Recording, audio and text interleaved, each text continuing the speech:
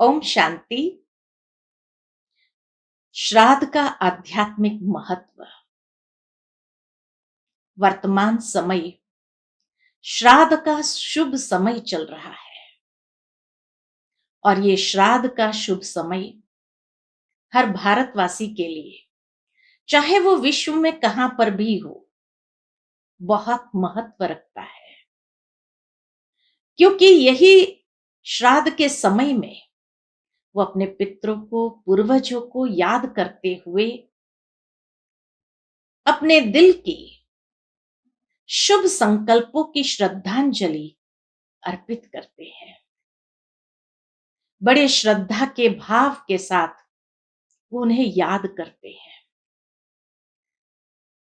साथ ही साथ कहा जाता है कि ये श्राद्ध के दिन हर कोई समय निकाल करके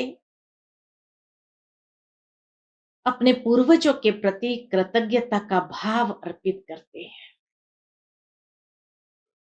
जाने अनजानेपन में हुई कोई भी गलतियों के लिए सच्चे दिल से क्षमा मांगते हैं और स्वयं में प्रायश्चित करते हुए परिवर्तन का दृढ़ संकल्प करते हैं।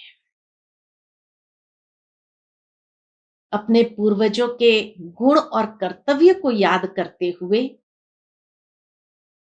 उनसे हमेशा प्रेरणा प्राप्त करते हैं आगे के जीवन के लिए भी। और कहा जाता है कि जब इतनी श्रद्धा के साथ शुभ संकल्पों की श्रद्धांजलि अर्पित करते हैं तो अवश्य उनके आशीर्वाद को भी अनुभव कर सकते हैं। श्राद्ध के ये 16 दिन बहुत शुभ माने गए हैं। क्यों शुभ कहा गया है? क्योंकि गणेश चतुर्थी के बाद और नवरात्र से पूर्व पूर्णमासी से अमावस्या तक के ये जो 16 दिन है वो विशेष बताए गए हैं। शास्त्रों के अंदर एक पौराणिक कथा याद आती है। कहा जाता है कि महावीर दानवीर कर्ण जब शरीर त्याग कर स्वर्ग लोक जाता है तो वहां जब भी भोजन पर बैठता है तो उसकी भोजन की थाली में सोना, हीरा, रत्न परोसे जाते थे। जब दूसरी ओर देखते थे तो सबकी थाली में 56 प्रकार के भोजन होते थे। वो कुछ खा नहीं पाए। तब कहा जाता है कि वो इंद्र देवता के पास जाते हैं और पूछते हैं कि मेरी थाली में ये चीजें क्यों रखी जाती है? दूसरों को तो सभी को व्यवस्थित भोजन प्राप्त होता है।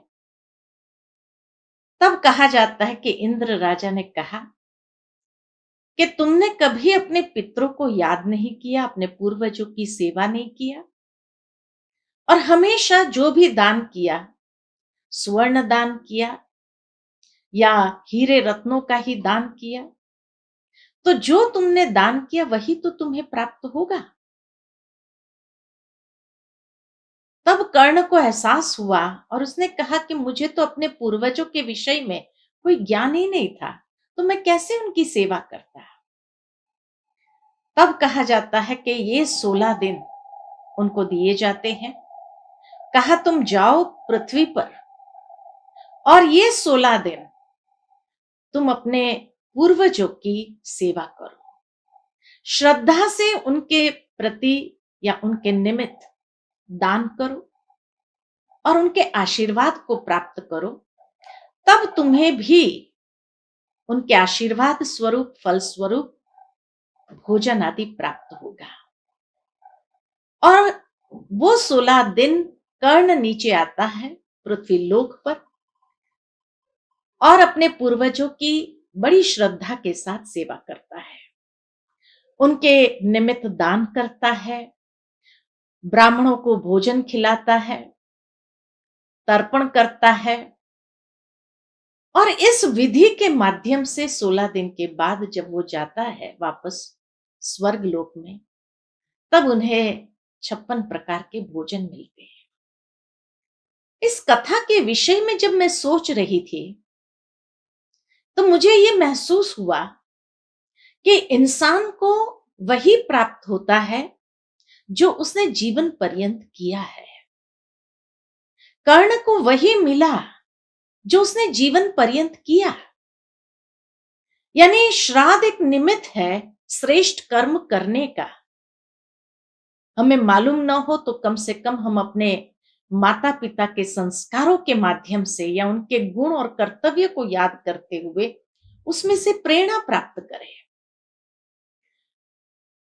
उनको क्या पहुंचता है? हाँ, हमारे शुभ वाइब्रेशंस जरूर पहुंचते हैं, क्योंकि फिर भी आत्मा का एक सूक्ष्म कनेक्शन जरूर है। और ये सूक्ष्म कनेक्शन होने के कारण हम जो श्रद्धा से शुभ संकल्प करते हैं, ये वाइब्रेशंस उस आत्मा को जरूर पहुंचते हैं। लेकिन आशीर्वाद या श्राप वो पितृ नहीं देते हैं। मेरे कर्म ही मुझे आशीर्वाद रूप में फल की प्राप्ति कराती है। कर्ण ने हमेशा सुवर्ण दान किया था, इसलिए उसको भोजन में भी सुवर्ण ही मिले। जब उसने पूर्वजों के निमित्त भले भोजन दान किया या शुद्ध भावना के साथ जो सेवा किया अपने पूर्वजों को याद करते हुए, तो नेचुरल है कि जब वो स्वर्ग लोक वापस गए तो उसे वही प्राप्त हुआ। भावार्थ यही कि हमें ये सदा स्मरण रहना चाहिए कि मनुष्य जीवन पर्यंत जो कर्म करेंगे वही उसके लिए आशीर्वाद बनता है। उनके श्रेष्ठ कर्म उसको हर कार्य में सफलता दिलाएंगी और उसके निकृष्ट कर्म जरूर उसके लिए सजा भी बन जाएगी। बाकी जो कई बार कई लोग कहते हैं कि फलाने व्यक्ति के जीवन में पितृदोष आ गया, इसलिए वो कोई भी कार्य करने जाता है सफलता नहीं मिलती है।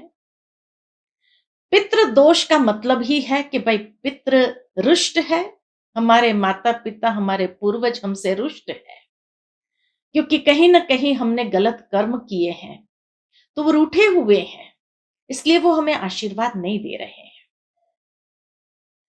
वास्तव में जीवन पर्यंत भी जब माता पिता रुष्ट नहीं होते हैं, हमेशा बच्चों के प्रति आशीर्वाद ही बरसाते हैं, तो शरीर छोड़ने के बाद वो रुष्ट क्यों होंगे? सोचने की बात है।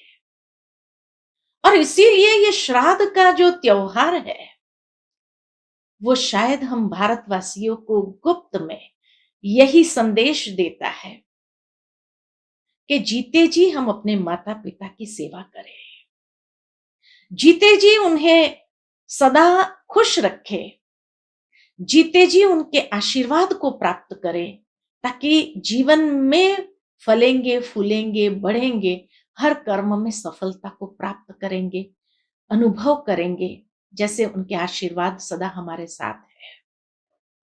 कई बार देखा जाता है कि कई बच्चे माता पिता को वृद्धाश्रम रख के आते हैं या उनके साथ बहुत बुरा व्यवहार करते हैं, उनको भोजन के लिए तरसाते हैं, और फिर उसके बाद उनके जाने के बाद उनका श्राद्ध अर्थात उनसे क्षमा मांगने का प्रयत्न करते हैं। क्या हमारे अपने कर्म हमें क्षमा करेंगे? बहुत बड़ा प्रश्न है। हमारा कर्म ही हमारे फल के रूप में हमारे सामने आएंगे। इसीलिए ये श्राद्ध हर समय हमें ये शिक्षा देते हैं, ये अटेंशन खिंचवाते हैं कि जीवन पर्यंत हमेशा शुभ कर्म करें, अपने माता पिता की अच्छी सेवा करें और उन्हें संतुष्ट करें, उन्हें तृप्त करें, जो हमें बाद में उनके निमित्त तर्पण करने की आवश्यकता न हो। साथ ही साथ कहा जाता है कि ये 16 दिन जब हम गणेश चतुर्थी के बाद मनाते हैं, गणेश चतुर्थी का जीवन हमें इतनी सुंदर प्रेरणा देता है, क्योंकि गणेश चतुर्थी में या गणेश जी के जीवन दर्शन में उसका अपने माता पिता के प्रति बहुत सम्मान का भाव था। हमेशा आज्ञाकारी बन करके चले। उन्होंने अपनी दुनिया अपने माता पिता को ही समझा था। तो ऐसी भावना अपने माता पिता के प्रति भी हम अपने जीवन के अंदर जागृत करें, क्योंकि तब नवरात्रि यानी शिव शक्तियां का आवाहन होता है। शिव शक्तियां यानी परमात्मा शिव की दिव्य शक्तियों का आवाहन कर सकेंगे, जिन दिव्य शक्तियों के माध्यम से हम हमेशा नए कार्य करके अपने जीवन के अंदर प्रसन्नता का अनुभव करेंगे। इसीलिए नवरात्रि के बाद दशहरा आता है, अर्थात ये दिव्य शक्तियों का आवाहन करते हुए संपूर्ण रीति से दशहरा जो जीवन के अंदर कमजोरियां हैं उनको संपूर्ण रीति से हरा करके उनके ऊपर विजयी होकर के दीपावली अर्थात आत्म ज्योत को प्रज्वलित करे, आत्म ज्योति को उजागर करे और उसका प्रकाश चारों ओर हम फैलाएं। कितना सुंदर भाव है हिंदू संस्कृति के अंदर, क्योंकि जीवन के अंदर अगर उजियारा न हो, प्रकाश न हो, तो ये जीवन अंधकारमय बन जाएगा। श्राद्ध वही अंधकारमय से प्रकाश की ओर जाने का एक सूक्ष्म इशारा है। और उसके लिए कहा जाता कि हर व्यक्ति के जीवन में 3 ऋण जो है उसको चुकाने पड़ते हैं। 3 ऋण कौन से हैं? तो एक तो कहा जाता पितृ ऋण, दूसरा है देव ऋण और तीसरा है ऋषि ऋण। ये तीनों ऋण को चुकाना बहुत आवश्यक है। लेकिन वास्तव में अगर देखा जाए कि मनुष्य कितना कुछ भी करे, यह तीनों ऋण को संपूर्ण रीति से चुका नहीं सकते। एक बहुत बड़ी जिम्मेवारी है हम सब के ऊपर इस ऋण को चुकाने के लिए। पितृ ऋण अर्थात माता पिता या अपने पूर्वज जिसके कारण हम अस्तित्व में है या हमारा अस्तित्व इस संसार के अंदर है, तो उन माता पिता के प्रति या उन पूर्वजों के प्रति हमारी एक ऋण है जो हमें चुकाना है, और वो सेवा भाव से ही चुका सकते हैं। कितनी भी सेवा करे तो भी कम ही होगी, क्योंकि वह हमारे लिए साक्षात हमारे ब्रह्मा है। ब्रह्मा कहा जाता है रचयिता को, ये सृष्टि के रचता ब्रह्मा द्वारा, ब्रह्मा ने अपने संकल्पों से सृष्टि का निर्माण किया। भावार्थ यही कि हमारी अपनी दुनिया का निर्माण हमारे इस लौकिक ब्रह्मा से ही होता है, हमारे पितृ से ही होता है। इसीलिए पितृ ऋण चुकाना माना ब्रह्मा के प्रति भी हमारा ऋण चुकाना बराबर है, और वो सेवा भाव से ही चुका सकते हैं। दूसरा ऋण जो है देव ऋण। हर भारतवासी की ये भी मान्यता है कि हम सभी का कोई ना कोई कुल देवी या कुल देवता जरूर है, जिसकी हम पूजा करते हैं, जिसके प्रति हम अपनी श्रद्धा अर्पण करते हैं। वो कुल देवी या कुल देवता या जिसको कहा जाए देव ऋण, वह भी हम पर है। और ये देव ऋण चुकाने के लिए दान महत्वपूर्ण हिस्सा रखता है, क्योंकि देवी देवताओं का हाथ सदा दान देने, आशीर्वाद देने का रहता है, अर्थात कुछ न कुछ देना, लेने की भावना नहीं। तो देव ऋण को चुकाने के लिए दान करना आवश्यक है, क्योंकि दान से ही हमारे कुल देवी या कुल देवता प्रसन्न रहते हैं। और देवी देवताओं का आराध्य विष्णु को माना गया है, जो हमारी परवरिश करता है। इसलिए कहा जाता ब्रह्मा द्वारा सृजन होता है, तो विष्णु द्वारा परवरिश होती है, पालना होती है। हमें भी अपने जीवन में उस देवों की पालना का अनुभव करना है। तो नेचुरल है कि दान करते हुए उनको प्रसन्न करना बहुत आवश्यक है। तभी देवों की कृपा, देवों के आशीर्वाद हमारे ऊपर बने रहते हैं। ये भी कहा गया है भारत के अंदर कि पितृ देवताएं नमः, पितृ भी देव तुल्य है, तभी तो उस माता पिता ने हमारी पालना भी की है। तो पितृ ऋण या देव ऋण जैसे एक दूसरे में कनेक्टेड है, समाये हुए हैं। और तीसरा ऋण जो कहा, ऋषि ऋण। ऋषि माना जो ज्ञान फैलाता है, ज्ञान का प्रचार प्रसार करता है, तपस्या करते हैं, त्याग है जिनके जीवन के अंदर। तो वास्तव में देखा जाए तो हमारे लिए तो हमारे सच्चे ऋषि हमारे माता पिता ही है, क्योंकि उनसे ही हम श्रेष्ठ संस्कार रूपी ज्ञान को अर्जित करते हैं। कभी भी कोई बात हुई हो तो नेचुरल है वो माता पिता हमेशा बच्चों के लिए जो त्याग करना पड़ा वो त्याग भी करते हैं।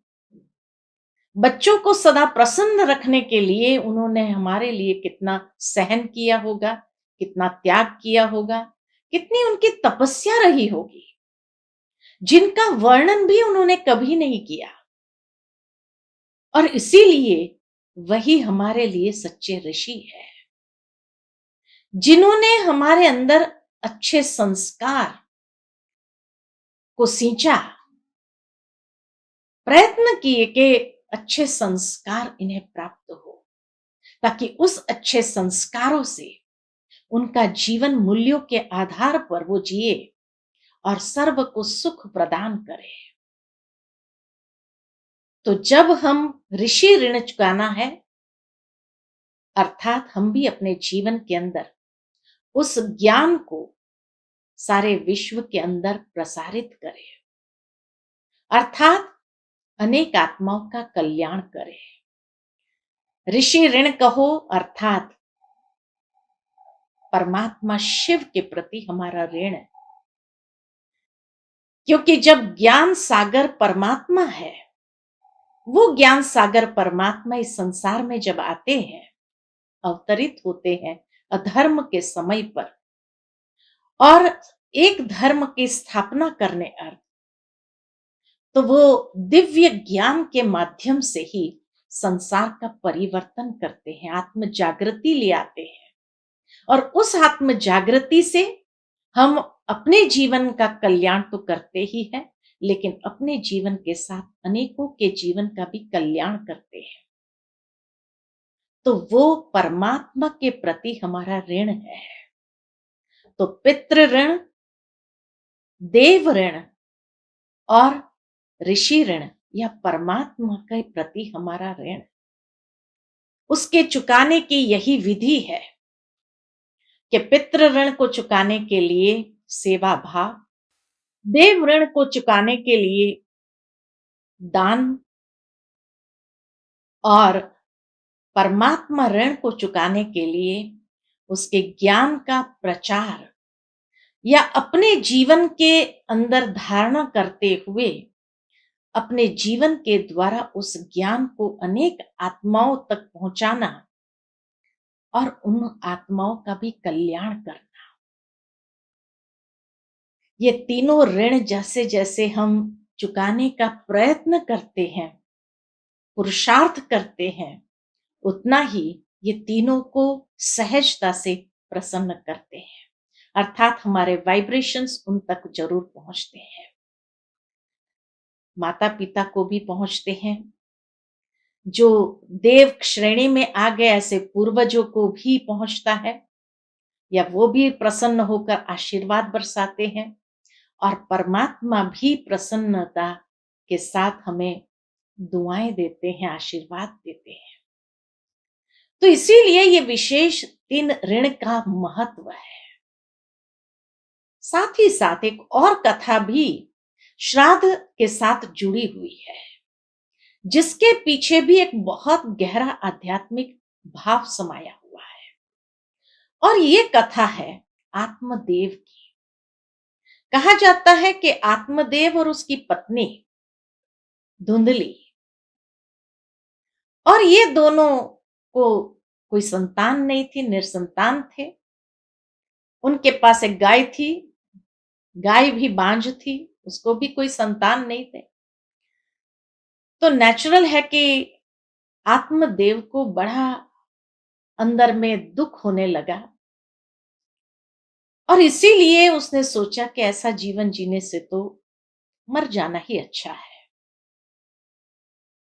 जीवन का त्याग करने के लिए नदी की ओर जा रहा था। तो कहा जाता है कि उस नदी से स्नान करके एक महात्मा जी बाहर आए। आत्मदेव को देखते ही उसने पूछा, क्या बात है भाई, बड़ा उदास लग रहा है। तब उसने कहा कि मुझे कोई संतान नहीं है, और इसीलिए मैं अपने जीवन का अंत करने जा रहा हूं। अगर आप कोई आशीर्वाद करो ताकि हमें संतान प्राप्ति हो। तो कहा जाता है महात्मा ने अपनी तपस्या के माध्यम से उन्हें एक फल दिया, और कहा यह फल आप अपनी पत्नी को खिलाइए, तो जरूर आपके घर में बहुत ज्ञानी बच्चा पैदा होगा। और बड़ी खुशी के साथ आत्मदेव घर जाते हैं, और उसकी पत्नी को यह फल देता है और कहता है, इससे हमें संतान प्राप्ति होगी, तुम ये फल स्वीकार करो। लेकिन कहा जाता है कि पत्नी को अपने शरीर का इतना अभिमान था, और उसने सोचा कि ये संतान प्राप्ति में कहीं मैं अपने शरीर को विकृत न कर दूं। क्या करे? उसने सोचा कि मैं अपनी बहन को दे देती हूं। वो अपने बहन के पास जाती है और उसको कहती है, मुझे तो ये फल स्वीकार नहीं करना है, तुम एक काम करो, तुम ये फल स्वीकार करो। लेकिन उसकी बहन पहले से ही प्रेग्नेंट थी, तो उसने सोचा कि अब ये फल खाऊंगी तो क्या होगा। तो जो धुंधली के आंगन में गाय थी, उसने उस गाय को खिला दिया। तो कहा जाता है गाय को एक बच्चा पैदा हुआ, जिसका शारीरिक आकार तो मनुष्य तक का था, लेकिन उसके कान गौ माता के जैसे थे, और इसीलिए उसका नाम रखा गोकर्ण। और यहां उसकी बहन को भी एक बच्चा हुआ, जो बच्चा उसने अपनी बहन धुंधली को दे दिया, और ये बच्चा बड़ा उद्धत था। अनेक बुरी आदतें उसके जीवन में थी। चोरियां करने लगा, दूसरों को कष्ट देने लगा। ये बात देखते ही आत्मदेव बड़े दुखी मन से घर त्याग करके चला जाता है, और कहा जाता है कि त्याग करके गया, आध्यात्मिक उन्नति अर्थ तपस्या करने के लिए, और वहीं वो प्राण त्याग देता है। कुछ समय के अंदर यहां धुंधली भी अपने शरीर को त्याग कर देती है, और धुंधकारी जो बेटा उसको मिला था वो स्वतंत्र हो गया, आजाद हो गया, बहुत बुरे कर्म करने लगे। एक दिन उसने राजा के घर में चोरी की और वो चोरी करके 5 वेश्याओं के पास गया। और वो 5 वेश्याओं ने जब समझा कि या ये तो राजा के महल से चोरी करके आया है, कल को उसकी जांच पड़ताल होगी, वो भी पकड़ा जाएगा, उसके साथ साथ हम भी पकड़े जाएंगे और हमें भी सजा प्राप्त होगी। तो उन्होंने धुंधकारी को खत्म कर दिया, मार दिया। बुरे कर्म करने के कारण अधोगति को प्राप्त होता है। कहा जाता वो प्रेत योनि में जाता है। और यहाँ गोकर्ण जो था, वो गोकर्ण बहुत आध्यात्मिक विचारों वाला, हमेशा सत्संग करने वाला और इस तरह से अपने जीवन के अंदर हमेशा परमात्मा ध्यान में लगा रहे।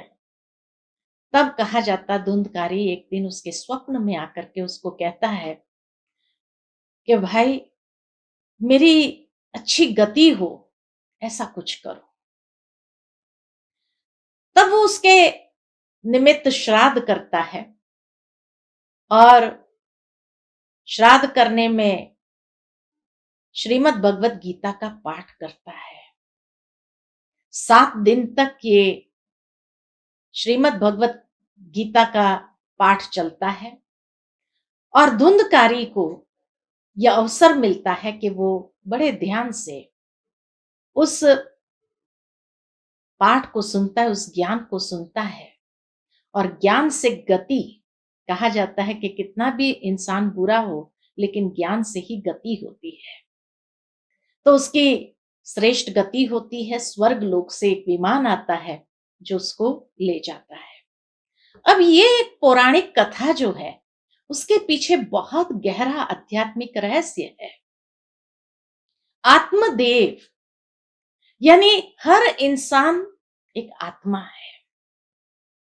श्रीमद् भगवत गीता के दूसरे अध्याय के हिसाब से आत्मा अजर अमर अविनाशी है और हर आत्मा अनेक जन्म पुनर्जन्म के चक्र में आती है।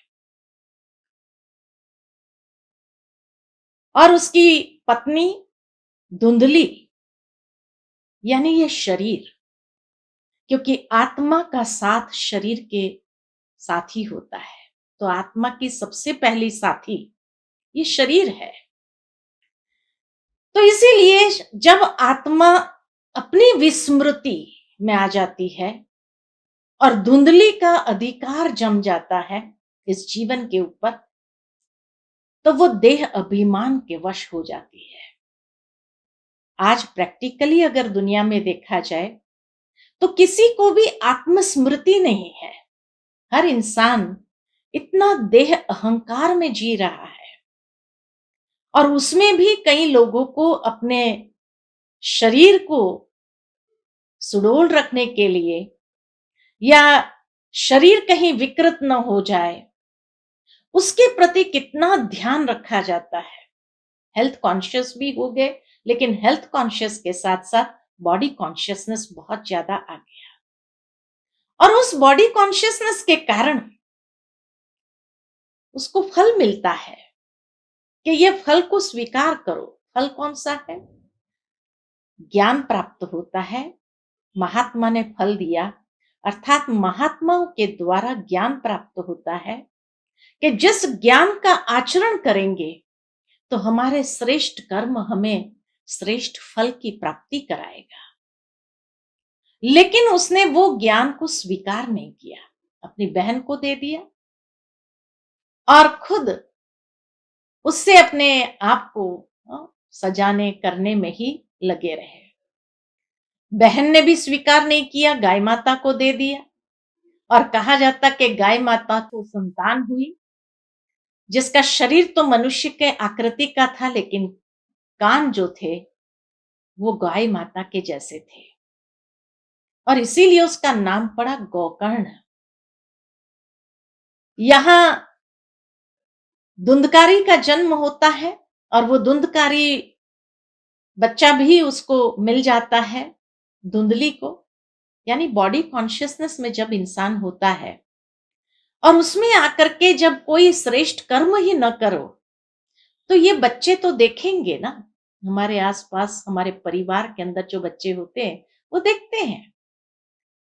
और जब उनको भी कोई भी प्रकार का आध्यात्मिकता की रोशनी न हो जीवन के अंदर, तो नेचुरल है वो बुरे कर्म में संलग्न हो जाते हैं। धुंधकारी हमेशा बुरे कर्म करता रहा, अर्थात बॉडी कॉन्शियसनेस में जब इंसान आ जाता है तो बुरा कर्म ही होता है। कईयों को कष्ट देता है, तकलीफ देता है, चोरियां करता है, बुरे कर्म करता है। 5 वेश्याओं के पास गया, अर्थात 5 विकारों के वशीभूत होता है, काम, क्रोध, लोभ, मोह, अहंकार के वशीभूत होता है। और इसीलिए उसकी जीवन यात्रा इतनी कष्टदायी हो गई कि वो 5 विकारों ने आखिर में उसका खात्मा किया। नेचुरल है बुराई ही हमारे जिंदगी को खत्म करती है। इसलिए कहा जाता है कि विकारों के वश होकर कर्म करने के बजाय वैल्यूज के वश होकर कर्म करो, तो कम से कम श्रेष्ठ गति होगी। लेकिन ये बुराइयों के वशीभूत जीवन होगा, काम, क्रोध, लोभ, मोह, अहंकार, ईर्ष्या, द्वेष, छल, कपट, आलस, भय के वशीभूत अगर जीवन होगा, तो उसकी गति तो श्रेष्ठ होगी नहीं, और इसीलिए वो प्रेत योनि में जाता है। अब प्रेत योनि अर्थात क्या? प्रेत योनि अर्थात तामसिक योनि, अर्थात मनुष्य जब इस शरीर को छोड़ करके उसका पुनर्जन्म होता है, तो और तामसिक स्थिति में उसका जन्म होता है, जहां कष्ट और पीड़ा के सिवाय उसको कुछ प्राप्त नहीं होता है। उसी को प्रेत योनि कहा गया।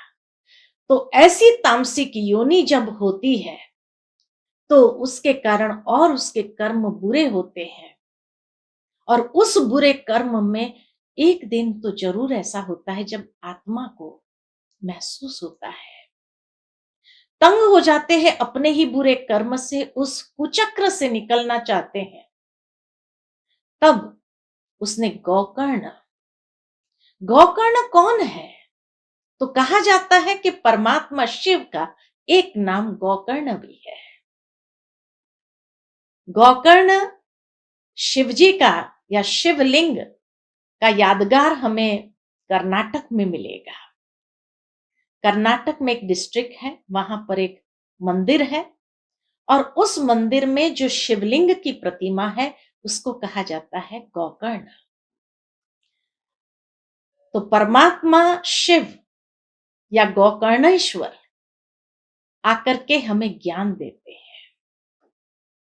जब आत्मज्ञान प्राप्त होता है, अर्थात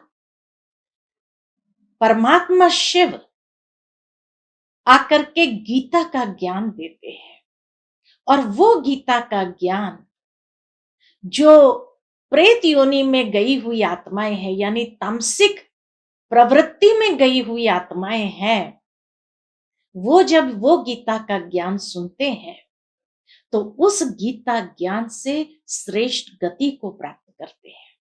इसलिए कहा जाता है भक्ति का फल है ज्ञान, और ज्ञान से हमारी श्रेष्ठ गति होती है। जब तक हमें ज्ञान प्राप्त न हो, तब तक हमारी श्रेष्ठ गति नहीं हो सकती है। तो इसीलिए कहा कि गोकर्ण यानी परमात्मा शिव ने आकर के जो गीता का ज्ञान सुनाया, 7 दिन, वैसे देखा जाए तो ब्रह्मा कुमारी ईश्वरीय विश्वविद्यालय के अंदर जो राजयोग का कोर्स होता है वो भी 7 दिन का होता है, और ये 7 दिन के अंदर संपूर्ण गीता ज्ञान हमें प्राप्त होता है। और जो आत्मा सिंसियरली, रिलीजियसली ये गीता ज्ञान को सुन करके जीवन के अंदर धारण करती है, तब उसकी श्रेष्ठ गति होती है, अर्थात स्वर्ग लोक की प्राप्ति होती है। अर्थात आत्मा इतने उच्च कुल में, देवलोक में, क्योंकि कलयुग के बाद सतयुग आता है, और सतयुग को कहा ही जाता है स्वर्ग लोक।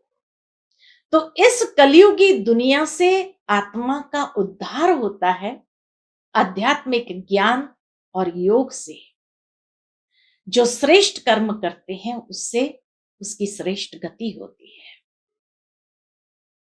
कथा के अंदर ये बात बहुत सुंदर कही गई है कि जब स्वर्ग लोक से विमान आया लेने के लिए, तो उस समय धुंधकारी एकदम परिवर्तित हो गया था। और परिवर्तन के साथ जब उस विमान में चढ़ता है तो पूछा जाता है कि भाई, वैसे तो ये गीता ज्ञान कई लोगों ने सुना, फिर खाली धुंधकारी को ही ये विमान क्यों ले जाता है स्वर्ग लोक में? तब कहा जाता कि परमात्मा शिव ने कहा कि उसने इतना सिंसियरली इस ज्ञान को सुना और ग्रहण किया कि ज्ञान कथा समाप्त होने के बाद भी वो बैठ करके इसके ऊपर मनन चिंतन करता था, विचार सागर मंथन करता था। यानी पूरा समय वो उस ज्ञान के रमण में नित्य रहता था। और इस तरह से उसने अपने आत्मा का शुद्धिकरण किया था कि जिस शुद्धिकरण के कारण ही वो स्वर्ग लोक के अधिकारी बने। इस कथा से भी हमें एक बहुत सुंदर मैसेज मिलता है कि जीवन के अंदर चलो अज्ञानता के कारण विकारों के वशीभूत होकर के हमने बुरे कर्म किए, लेकिन कोई बात नहीं। कलयुग को अनेक रूप से श्राप तो है ही है, लेकिन एक वरदान भी है। और कलयुग को सबसे बड़ा वरदान यही है कि इसी युग के अंतिम समय में परमात्मा का भी दिव्य अवतरण यहां होता है। और ये दिव्य अवतरण से परमात्मा वो गीता ज्ञान सुनाते हैं जिससे महान से महान पाप आत्माओं का भी उद्धार होता है। यही वरदान है। इसीलिए चलो अज्ञानता के कारण जिसने जैसे भी कर्म किए हो, कोई बात नहीं, लेकिन परमात्मा क्षमा का सागर भी है। और इसीलिए परमात्मा शिव आकर के हम सभी को वो गीता ज्ञान देते हैं जिस गीता ज्ञान से हम श्रेष्ठ गति यानी स्वर्ग लोक में, देवलोक में प्रवेश प्राप्त कर सकते हैं। ये अधिकार हमें प्राप्त होता है। और कहा जाता है कि धुंधकारी जब ये गीता ज्ञान सुन रहा था तो धीरे धीरे उसके एक एक बंधन कटते गए। मनुष्य जीवन में कितने बंधन गाए जाते हैं, तो कहा जाता है जब पूजा करते हैं 7 गांठों वाला एक रस्सी लेते हैं, और जैसे जैसे एक एक गांठ उसकी खुलती जाती है तो कहते उस बंधन से वो मुक्त हो गया। तो मनुष्य जीवन में भी 7 गांठें हैं, अर्थात 7 बंधन है। और 7 बंधनों से मुक्त होना जिससे ही श्रेष्ठ गति को हम प्राप्त कर सकते हैं। तो सबसे पहला बंधन है तन का बंधन। तन का बंधन अर्थात आज मनुष्य जीवन के अंदर जब व्यक्ति देह अहंकार के वश जीता है, हर कर्म करता है, तो ये देह अहंकार के फल स्वरूप या कमजोरियों के कारण जो फल की प्राप्ति होती है कि जीवन के अंदर अनेक प्रकार के कर्म भोगनाएं शरीर के द्वारा भोगनी पड़ती है, बीमारियों के रूप में, कष्टों के रूप में। और इसीलिए ये जहां तन रोगी हो गया है, अनेक प्रकार की बीमारियों से ग्रस्त है, तो तब व्यक्ति तन से भी छूटना चाहता है। इसी प्रकार दूसरा बंधन है मन का बंधन, कि मन के अंदर अनेक प्रकार के बुरे विचार हैं, डिप्रेशन से ग्रसित है, आज टेंशन से ग्रसित है, तो आज मन भी हर प्रकार से बंधन का अनुभव करने लगा है। और इसीलिए बुरी आदतों के वश, मन के अंदर बुरे संकल्प या बुरे संस्कार के वशीभूत होकर के वो संकल्प उत्पन्न होते हैं, या अनेक प्रकार के बुरे विचार मन के अंदर आते हैं, तो ये भी कितना कष्ट का अनुभव कराता है। इसी प्रकार तीसरा बंधन है धन का बंधन। आज जो धन का सदुपयोग नहीं कर पाते हैं और बुरे रास्ते पर उनका धन जा रहा है, बुरी आदतों के पीछे धन जा रहा है, ये भी नेचुरली बंधन तो क्रिएट कर रहा है। और इसीलिए धन है तो भी परेशान, नहीं है तो भी बहुत परेशान। चौथा बंधन है जन का बंधन, अर्थात मित्र संबंधियों का बंधन। कई बार मित्र संबंधियों से अनेक प्रकार के कष्ट अनुभव होते हैं। कोई की क्या अपेक्षा रहती है, कोई की क्या अपेक्षाएं रहती है, और उन अपेक्षाओं को पूरा करने में कहीं ना कहीं मनुष्य खुद भी परेशान हो जाता है। तो जन का बंधन। पांचवा प्रकार का बंधन है प्रकृति का बंधन। आज ये पांच तत्व जो है वो भी कितने दुखदाई बन गए हैं। कहीं देखो तो सुनामी आ रही है, कहीं देखो तो चक्रवात आ रहा है, तो प्रकृति भी दुख देने वाली बन गई है। ये पांचवा बंधन। छठा बंधन है कर्म का बंधन, कि मनुष्य के अनेक ऐसे पूर्व कर्म भी संचित रूप में है जिस कर्मों का फल उसको मिलता है, और वर्तमान में भी इतना बुरे कर्म कर रहा है क्योंकि उसको कोई रोशनी ही नहीं है, कर्मों का ज्ञान ही नहीं है कि हमें कैसा कर्म करना चाहिए ताकि हम अपने जीवन के अंदर सदगति का अनुभव करें, श्रेष्ठ गति प्राप्त कर सके। तो ये भी एक बंधन बनता जा रहा है। और सातवां बंधन है धर्म का बंधन। धर्म का बंधन अर्थात कि आज धर्म भी कौन सा फॉलो करें, कौन से धर्म का पथ हम चुने, कौन सी धर्म की बात, इस धर्म में ये कहा गया, इस धर्म में ये कहा गया है, कौन सा सही है, कौन सा गलत है, कहीं अंधविश्वास में तो नहीं जा रहे हैं। तो अनेक प्रकार की कंफ्यूजन है। तो ये सातों बंधन से मुक्त होना है। तन के बंधन, रोग पीड़ा कष्ट से स्वयं को मुक्त करने के लिए इतना अंदर में खुशी, उमंग, उत्साह जीवन के अंदर धारण करना है। मन के बंधनों से मुक्त होने के लिए इतना आध्यात्मिक ज्ञान का चिंतन हो। धन के बंधनों से मुक्त होने के लिए बुरी आदतों से, बुरे रास्ते पर जहां धन जा रहा है, तो हम अपने जीवन के अंदर सही दिशा को पकड़े और अपने धन का सदुपयोग करें। साथ ही साथ जो कहा गया है कि जन का बंधन, अनेक मित्र संबंधी आज जिस तरह से अनेक अपेक्षाएं रखते हुए हमारे सामने आते हैं, और उन अपेक्षाओं को कभी तो पूरा कर सकते हैं, कभी नहीं कर सकते हैं, तो भी दुख होता है, कष्ट पीड़ा होती है। प्रकृति के बंधन से मुक्त होने के लिए प्रकृति को भी इतने शुभ सकाश देने की आवश्यकता है, अच्छे वाइब्रेशंस देने की आवश्यकता है। कर्मों के बंधन से मुक्त होने के लिए श्रेष्ठ कर्म का आचरण करना जरूरी है। और जितना आध्यात्मिकता का प्रकाश हम अपने जीवन में फैलाएंगे, उतने हमारे कर्म श्रेष्ठ होते जाएंगे। और सातवां बंधन जो धर्म का बंधन, तो वास्तव में परमात्मा ज्ञान सागर आकर के हमें जीवन की श्रेष्ठ धारणा, धर्म यानी धारणा, हमारे जीवन के अंदर जो श्रेष्ठ आचरण करना सिखाते हैं, श्रेष्ठ धारणाएं बताते हैं, उन धारणाओं के आधार पर जीवन जीना, तब हम ये सातों बंधनों से स्वयं को मुक्त करके आत्मा एक बहुत ऊंची गति को प्राप्त करती है, या देवलोक को प्राप्त करती है, उस स्वर्ग लोक को प्राप्त करते हैं। तो इसीलिए कहा स्वयं को ये सातों बंधनों से मुक्त करना आवश्यक है।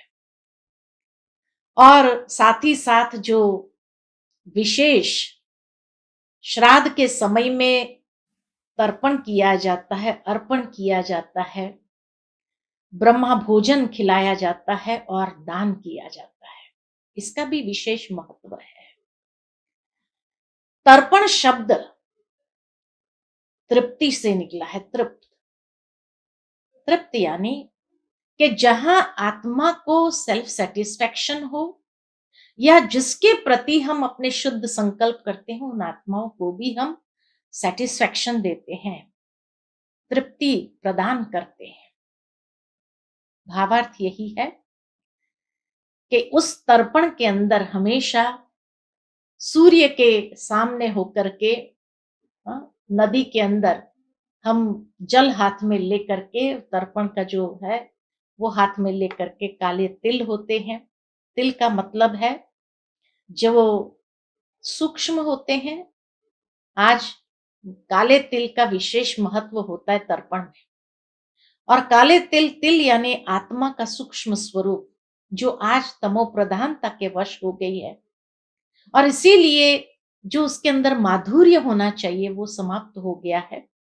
लेकिन काले तिल के अंदर कहा जाता है एक तो शक्ति होती है। काले तिल जब कोई खाता है तो उसको शक्ति की अनुभूति होती है, शक्ति प्राप्त होती है, माधुर्य होता है, बहुत मीठे महसूस होते हैं, मीठा लगता है, और तेलीय होते हैं। अब ये तीनों का भावार्थ है, अर्थात कि जब हम काले तिल को अर्पण करते हैं, अर्थात अपनी तामसिकता, अपनी तमो प्रधानता को हम समाप्त कर देते हैं, उसका संकल्प लेते हैं। जब भी कोई जल हाथ में लेता है तो जल हाथ में लेना माना एक प्रॉमिस करना, एक प्रतिज्ञा करना। तो हम अपने पूर्वजों के सामने ये प्रॉमिस करते हैं, प्रतिज्ञा करते हैं कि आज के बाद हम काले तिल की तरह जो अपने अंदर की तमो प्रधानता है उसको समाप्त करेंगे और अपने संबंधों में माधुर्य ले आएंगे, मिठास ले आएंगे, शक्तिशाली संबंध बनाएंगे, और तेलिए माना स्नेहपूर्ण अपने संबंध सबके साथ रखेंगे। क्योंकि तभी सेल्फ सेटिस्फेक्शन भी मिलता है और उन पूर्वजों को भी सेटिस्फेक्शन, तृप्ति प्राप्त होती है। तो ये तर्पण हमें करना है। साथ ही साथ उसमें कुछ घास होता है और दुरोह होते हैं, अर्थात फ्लेक्सिबिलिटी, निर्माणता जीवन के अंदर, व्यवहार में बहुत आवश्यक है। दूसरा अर्पण करते हैं, और अर्पण क्या करते हैं तो कहा जाता है कि जो हमारे पूर्वजों को या हमारे माता पिता को जो चीज पसंद थी वो खास भोजन तैयार करवाते हैं और वो अर्पण करते हैं। किसको अर्पण करते हैं तो कहा जाता है कि कौवा, कुत्ता और गाय को अर्पण करते हैं।